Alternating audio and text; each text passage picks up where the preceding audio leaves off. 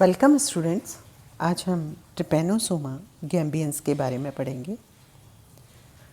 Trypanosoma का classification अगर आप देखें तो phylum protozoa, sub phylum sarcomastigophora, class zoomastigophora, order kinetoplastida, genus trypanosoma, species gambiense. Trypanosoma unicellular flagellate है, प्रोटोजोन है, यूनिसेल्युलर फ्लैजेलेट प्रोटोजोन है, generally found in blood, plasma, cerebrospinal fluid and lymphatic system of man. Digenetic होता है, यानी कि अपनी life cycle दो host में कंप्लीट करता है, प्रिंसिपल या primary host man and intermediate host इसका सेट्सी फ्लाई होती है, जिसके इंटेस्टाइन में ये रहता है। ग्लोसिना पैल्पेलिस इसका जोलॉजिकल नेम होता है, सेट्सी फ्लाई का।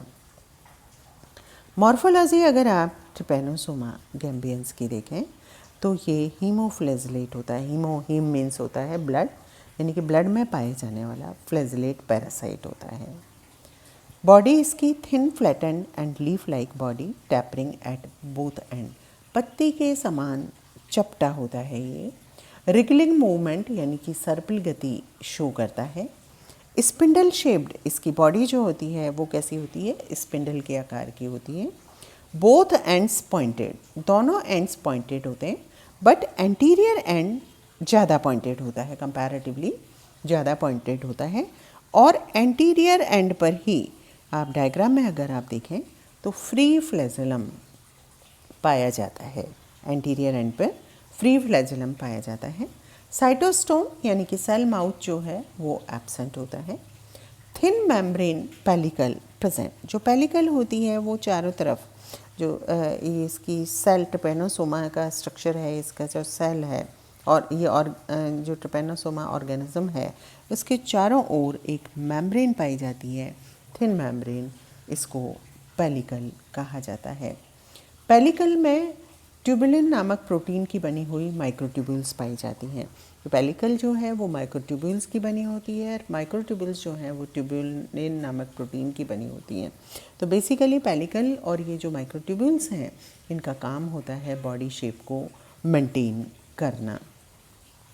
यूनिफ्लैजेलेट एनिमल है ये, और फ्री फ्लैजेलम जो है इसमें 9+2 का स्ट्रक्चर पाया जाता है, यानी कि दो सेंट्रल फाइबर बीच में पाए जाते हैं और 9 डबलेट्स जो हैं वो पेरीफेरी में पाए जाते हैं। इसका बॉडी के लेटरल साइड में अगर आप यहाँ देखेंगे तो ये जो बॉडी के लेटरल साइड में जो मैं ये मार्क कर रही हूँ एक मेम्ब्रेन फ्लैजेलम के साथ जुड़ी हुई होती है, और ये लेटरल साइड में जो जुड़ी हुई मेम्ब्रेन है इसको अनड्यूलेटिंग मेम्ब्रेन कहा जाता है, जो विस्कस फ्लूइड के अंदर मूवमेंट करने में हेल्प करती है। अगर इसका आप साइटोप्लाज्म देखें तो साइटोप्लाज्म जो है वो मतलब बहुत क्लियर कट डिस्टिंक्टली एक्टोप्लाज्म और एंडोप्लाज्म में डिवाइड नहीं होता। साइटोप्लाज्म कैसा होता है, ग्रैन्युलर एंड थिक होता है। इसके अलावा माइटोकॉन्ड्रिया प्रेजेंट होती है, और माइटोकॉन्ड्रिया सिलेंड्रिकल स्ट्रक्चर होता है, एंटीरियर से पोस्टीरियर एंड तक ये थोड़ी फैली हुई रहती है। सिंगल गोल्जी बॉडी प्रेजेंट होती है। ब्लेफेरोप्लास्ट या बेसल बॉडी रिजर्वायर के आधार पर पाई जाती है। यहाँ डायग्राम में देखें हम, ब्लेफेरोप्लास्ट या जो बेसल बॉडी है पीछे पोस्टीरियर एंड पर रिजर्वायर पाया जाता है, उसके पास के आधार पर पाई जाती है। काइनेटोप्लास्ट, जैसे कि ये डायग्राम में आप देख रहे हैं, काइनेटोप्लास्ट या पैरावेसल बॉडी भी इसको कहा जाता है, ये पोस्टीरियर एंड पे होती है और इसके अंदर एक्स्ट्रा न्यूक्लियर डीएनए पाया जाता है। इसके अंदर क्या पाया जाएगा, एक्स्ट्रा न्यूक्लियर डीएनए इसके अंदर पाया जाता है। न्यूक्लियस अगर आप देखेंगे तो न्यूक्लियस आप देखिए ये सेंटर में, न्यूक्लियस सेंटर में large Oval and vesicular structure होता है जो डबल यूनिट मेम्ब्रेन के द्वारा बाउंडेड होता है, और इसके अंदर एक लार्ज न्यूक्लियोलस प्रेजेंट होता है। फूड वैक्यूल्स इसके अंदर एब्सेंट होती हैं। साइटोप्लाज्म में जैसे कि आप यहाँ पे देख रहे हैं कि साइटोप्लाज्म में कुछ रिफ्रैक्टाइल ग्रैन्यूल्स जिन्हें वॉल्यूटिन ग्रैन्यूल्स कहा जाता है, प्रेजेंट होते हैं। और इन वॉल्यूटिन ग्रैन्यूल्स में रिज़र्व फूड मटेरियल के रूप में, ये जो रिज़र्व फूड मटेरियल जो आपको यहाँ पे वॉल्यूटिन ग्रैन्यूल्स दिखाई दे रहे हैं, इसमें रिज़र्व फूड मटेरियल के रूप में क्या होता है, ग्लाइकोजन मौजूद होता है, या ग्लाइकोजन स्टोरेज के रूप में यहाँ पर वॉल्यूटिन ग्रैन्यूल्स के रूप में पाया जाता है। जो ट्रिपेनोसोमा है, Trypanosoma show polymorphism presenting different morphological forms under different conditions. Trypanosoma में अलग अलग कंडीशंस में अलग अलग मॉर्फोलॉजिकल यानी कि बहुरूपता पॉलीमॉर्फिज्म देखने को मिलती है, या बहुरूपता देखने को मिलती है। पहला जो रूप होता है वो है एमेस्टिगोट, जैसे कि डायग्राम में आप यहाँ पे देख रहे हैं, एमेस्टिगोट रूप है। ये कैसा होता है, राउंड है, फ्री फ्लैजेलम एब्सेंट। यहाँ पे बाहर अगर आप एमेस्टिगोट रूप में देख रहे हैं तो फ्री फ्लैजेलम यहाँ पर एब्सेंट होती है, और अनड्यूलेटिंग मेम्ब्रेन भी यहाँ एब्सेंट होती है। दूसरा जो रूप आता है वो है प्रोमेस्टिगोट। सेकेंड जो है ये प्रोमेस्टिगोट है। इसमें क्या होगा, गोल से ये कैसा हो जाता है, कंपैरेटिवली एलोंगेटेड हो जाता है। स्मॉल फ्री फ्लैजेलम, जो फ्री फ्लैजेलम है वो कंपैरेटिवली छोटा होता है। At anterior end blepharoplast and kinetoplast present. और यहाँ पे ये देख रहे हैं आप, इसमें ये एंटीरियर एंड पर जो प्रोमेस्टिगोट रूप है उसमें एंटीरियर एंड पे ब्लेफेरोप्लास्ट एंड काइनेटोप्लास्ट प्रेजेंट होते हैं। तो ये जो इसका रूप है ये कौन सा है, प्रोमेस्टिगोट रूप है। तीसरा जो है वो है एपिमेस्टिगोट। एपिमेस्टिगोट कैसा होता है, एलोंगेटेड होता है। फ्री फ्लैजेलम थोड़ा सा और लंबा हो जाता है, कंपैरेटिवली बड़ा होता है। Blepharoplast and काइनेटोप्लास्ट near nucleus. प्रोमेस्टिगोट में तो कहाँ थे, आगे की तरफ थे। यहाँ पर कहाँ पे आ गए, ये ब्लेफेरोप्लास्ट और काइनेटोप्लास्ट कंपैरेटिवली न्यूक्लियस के पास आ जाते हैं। और जो अनड्यूलेटिंग मेम्ब्रेन है वो चूँकि ये न्यूक्लियस के पास आ गए, तो अटैच जो अनड्यूलेटिंग मेम्ब्रेन है वो कंपैरेटिवली लेस डेवलप्ड होती है एपिमेस्टिगोट रूप के अंदर। अब आप और आगे आएंगे तो ये नेक्स्ट आता है ओपिस्थोमेस्टिगोट। ओपिस्थो जैसे कि नाम से पता चल रहा है पीछे की ओर, यानी कि elongated free flagellum blepharo free flagellum elongated रूप होता है। फ्री फ्लैजेलम यहाँ पे मौजूद होता है, और इसमें जो ब्लेफेरोप्लास्ट एंड काइनेटोप्लास्ट है वो बिहाइंड द न्यूक्लियस। ये देखिए आप यहाँ डायग्राम में आप देख रहे हैं, ये ओपिस्थोमेस्टिगोट रूप है, और यहाँ पर ये जो ब्लेफेरोप्लास्ट और काइनेटोप्लास्ट हैं ये न्यूक्लियस के पीछे स्थित होते हैं। जो अनड्यूलेटिंग मेम्ब्रेन है वो कंपैरेटिवली आधी डेवलप्ड होती है, पूरी नहीं होती क्योंकि ये पीछे होते हैं, तो ये अनड्यूलेटिंग मेम्ब्रेन यहाँ पर कम डेवलप्ड होती है। नेक्स्ट है ट्रिपोमेस्टिगोट या ट्रिपेनोसोमा, जिसको कहा जाता है ट्रिपोमेस्टिगोट या ट्रिपेनोसोमा। ये थिन एंड एलोंगेटेड होता है, flagellum attached in entire length. Free flagellum present होता है, blepharoplast and kinetoplast at posterior end undulating membrane well developed. यही जो ट्रिपेनोसोमा या ट्रिपोमेस्टिगोट रूप है, यहाँ पे आपने देखा ये पोस्टीरियर एंड पे काइनेटोप्लास्ट और ब्लेफेरोप्लास्ट मौजूद होते हैं।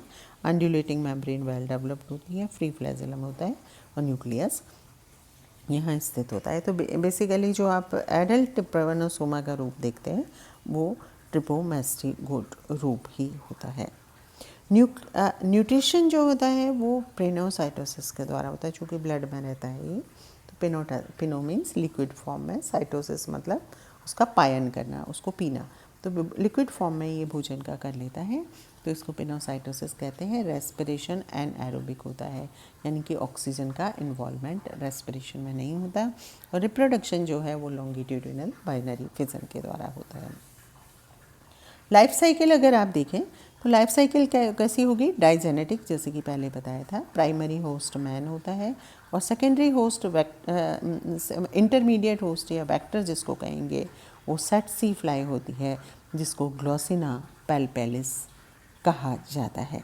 तो यहाँ पर अगर आप डायग्राम देखें लाइफ साइकिल जो सेट्सी फ्लाई स्टेज से, तो ये फर्स्ट स्टेज है सेट्सी फ्लाई की, जो लाइफ साइकिल इन मैन के अंदर अगर आप देखेंगे तो इसको इन्फेक्टेड स्टेज भी कहा जाता है, इन्फेक्टिव स्टेज भी कहा जाता है।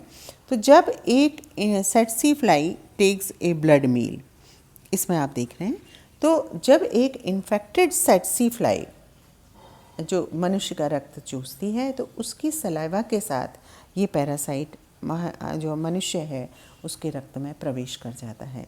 सलाइवा में क्या होता है, एंटी कोएगुलेंट होता है जो रक्त की क्लॉटिंग होने से बचता है, और ये यहाँ पर इस कहाँ पहुँच जाएगा, इसके ब्लड के प्लाज्मा में पहुँच जाता है। अब आप यहाँ पे ब्लड प्लाज्मा के अंदर अगर आप ह्यूमन स्टेजेस देखें तो जो इंजेक्टेड स्टेज को कहा जाता है मेटासाइक्लिक स्टेज। जो इंजेक्टेड स्टेज है ट्रिपेनोसोमा की उसको मेटासाइक्लिक स्टेज कहा जाता है, और ये क्या करती है, ये जल्दी ही लॉन्ग सिलेंडर रूप में परिवर्तित हो जाती है, और ये ट्रिपोमास्टिगोट ट्रांसफॉर्म इनटू ब्लड स्ट्रीम, और ये कैसी होती है, लॉन्ग सिलेंड्रिकल रूप में तुरंत ही ये परिवर्तित हो जाती है, और बाद में क्या करती है, ये लॉन्गिट्यूडिनल बाइनरी फिजन के द्वारा मल्टीप्लाई करता है। लॉन्गिट्यूडिनल बाइनरी फिजन के द्वारा ये जो ट्रिपोमास्टिगोट फॉर्म है ये मल्टीप्लाई करता है। अब यहाँ पर इसमें ये देखा जाता है कि यहाँ जो एनर्जी मिलती है वो एनएरोबिक रेस्पिरेशन, अवायवीय रेस्पिरेशन, जिसको ग्लाइकोलिसिस के द्वारा यहाँ पर एनर्जी मिलती है। ये है ट्रिपोमास्टिगोट इन ब्लड। ये डायग्नोस्टिक स्टेज भी है जिससे कि डायग्नोसिस किया जाता है या आइडेंटिफाई किया जाता है। अब ये पैरासाइट क्या करेगा, पैरासाइट के प्रवेश के बाद में एंटीबॉडीज़, बेसिकली ह्यूमन बीइंग के अंदर जैसे ही पैरासाइट प्रवेश करता है इसके अंदर एंटीबॉडीज़ का निर्माण हो जाता है, और जब एंटीबॉडीज़ ज़्यादा मात्रा में बन जाती हैं तो फिर इसमें क्या होता है, ट्रिपेनोसोमा से जो ग्लूकोज का एब्जॉर्प्शन हो रहा होता है वो कम हो जाता है, और जब ग्लूकोज का एब्जॉर्प्शन कम हो जाएगा तो एनर्जी लेवल कम हो जाता है, और एनर्जी लेवल कम होने के बाद ये क्या करता है, फ्लैजेला का त्याग कर देता है और शॉर्ट एंड स्टम्पी हो जाता है, ठूंठ जैसा हो जाता है, यह शॉर्ट एंड स्टम्पी रूप में कायंत्रित हो जाता है। फीडिंग स्टॉप हो जाती है, एंटीबॉडीज़ बढ़ जाते हैं, और एंटीबॉडीज़ बढ़ने के कारण क्या होता है, ये पैरासाइट को नष्ट कर देते हैं। तो अब क्या होगा, अब ये बहुत ज़रूरी हो जाता है इसकी लाइफ साइकिल के आगे कि सेटसी फ्लाई में ट्रांसफ़र होना इसके लिए बहुत ज़रूरी हो जाता है। तो अब जब इस पर्सन को इन्फेक्टेड जो पर्सन है उसको जब सेटसी फ्लाई जो है वो उसके ब्लड को चूसती है या रक्त को चूसती है, तो रक्त के साथ ये शॉर्ट स्टम्पी पैरासाइट मक्खी की या सेटसी फ्लाई की मिडगट में पहुंच जाता है। जब इसके ब्लड को चूसेगी ये यहाँ पे, तो ये सेटसी फ्लाई के किस में पहुँच जाएगा, इसके ब्लड में पहुँच जाता है, और इसकी माउथ बकल कैविटी में पहुँच जाता है, और बकल कैविटी से अल्टीमेटली ये मिडगट में पहुँच जाता है। मिडगट में पहुँचने के बाद यहाँ ये लॉन्ग सिलेंड्रिकल रूप में वापस से चेंज हो जाता है। जो स्टम्पी और शॉर्ट रूप था, ठूंठ जैसा रूप था, वो लॉन्ग सिलेंड्रिकल रूप में चेंज होकर लॉन्गिट्यूडिनल बाइनरी फिजन के द्वारा मल्टीप्लाई करता है, और मल्टीप्लाई करने के बाद जब इनका नंबर ज़्यादा हो जाता है तो ये इसोफेगस, फिर बकल कैविटी, फिर माउथ पार्ट्स से होता हुआ अल्टीमेटली कहाँ पहुँच जाता है, सलाइवरी ग्लैंड में पहुँच जाता है। सलाइवरी ग्लैंड में पहुँचने पर ये एपीमेस्टिगोट या क्रिथिडियल रूप में मेटामॉर्फोस हो जाता है। एपीमेस्टिगोट या क्रिथिडियल रूप में मेटामॉर्फोस हो जाते हैं, और मेटामॉर्फोसिस के बाद में ये सलाइवरी ग्लैंड में ही मेटासाइक्लिक स्टेज में चेंज हो जाता है। और जब ये मक्खी किसी दूसरे हेल्दी पर्सन का ब्लड सक करती है या ब्लड चूसती है तो ये मेटासाइक्लिक स्टेज वापस उस पर्सन को इन्फेक्ट कर देते हैं। तो इस तरह से ह्यूमन बीइंग और सेटसी फ्लाई के अंदर इसकी लाइफ साइकिल चलती रहती है। नेक्स्ट आते हैं हम पैथोजेनिसिटी पे। पैथोजेनिसिटी या रोगजनकता अगर आप देखें तो इसका जो इंक्यूबेशन पीरियड होता है ये कुछ दिनों से लेके कुछ सप्ताह तक होता है। इससे जो डिजीज़ फैलती है उसको अफ्रीकन स्लीपिंग सिकनेस भी कहा जाता है। अफ्रीकन स्लीपिंग सिकनेस में fever, headache, anaemia, weakness, oedema and low resistance जैसे सिम्टम्स दिखाई देते हैं। After some week inverts to cerebrospinal fluid, कुछ टाइम के बाद में ये सेरिब्रोस्पाइनल फ्लड जो है उसमें पहुंच जाता है। This causes a patient to be senseless during sleeping, ये पेशेंट कैसा हो जाता है, सेंसलेस हो जाता है, एंड अल्टीमेटली जो नर्वस सिस्टम है वो रिटार्ड हो जाता है, पेशेंट कोमा में पहुंच जाता है और अल्टीमेटली इसकी डेथ हो जाती है। तो ये स्लीपिंग सिकनेस के कुछ लक्षण हैं।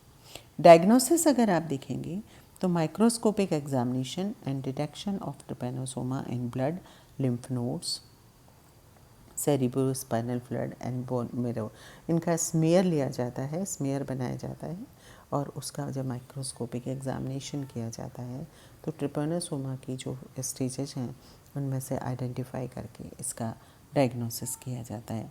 ट्रीटमेंट में दी जाती है पेंटामिडीन, लोमिडीन, एटॉक्सिल, ट्रिपेरसेमाइड और नर्वस सिस्टम के लिए दिया जाता है मेलारसोप्रोल एंड मेलारसेन ऑक्साइड।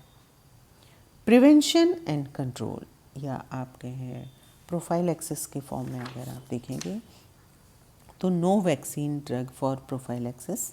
इसमें क्या होगा, मेन जो है सटसी फ्लाई से मिनिमम कांटेक्ट कैसे रखा जाए या कैसे दूर रहा जाए, यही इसमें मेन देखा जाता है।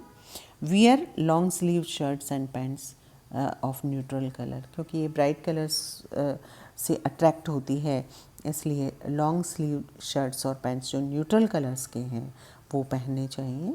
इंस्पेक्ट व्हीकल बिफोर एंटरिंग, किसी भी व्हीकल में एंटर होने से पहले उसमें आप उसको इंस्पेक्शन कर लें, उसकी जांच कर लें। अवॉइड बुशेस, झाड़ियों की तरफ, झाड़ियों को अवॉइड करें और डीडीटी जैसे कुछ इंसेक्ट रिपेलेंट को यहाँ पर यूज़ किया जाता है। तो ये था ट्रिपेनोसोमा गैम्बियंस के बारे में, उसकी मार्फोलॉजी के बारे में, उसकी लाइफ साइकिल के बारे में, उसकी पैथोजेनिसिटी एंड प्रोफाइलैक्सिस के बारे में आपने यहाँ पे पढ़ा। Thank you very much.